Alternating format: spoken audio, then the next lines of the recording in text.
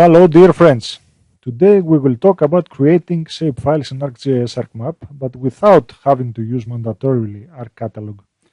ArcCatalog is simple of course to use, but it requires a procedure, folder connections, etc.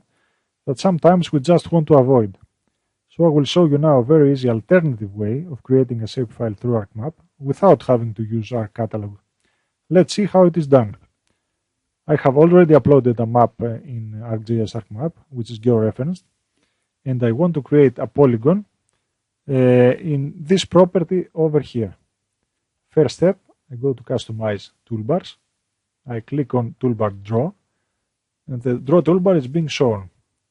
Now I go to the fifth tab from the left, right here.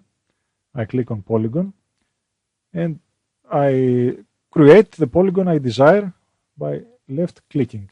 Left click, one more. With double left click, the polygon is being created. I will do some forming to this polygon just for viewing purposes. I right click onto the polygon, properties.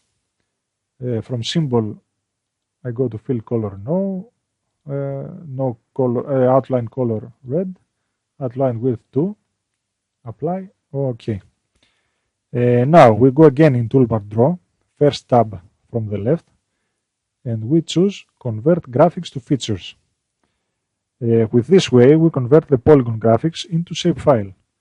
I use the same coordinate system as the data frame, and we choose where we want to save the new shapefile.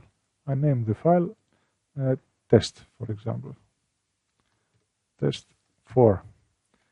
We click OK. It asks me if I want to add the exported data as a layer. I click yes.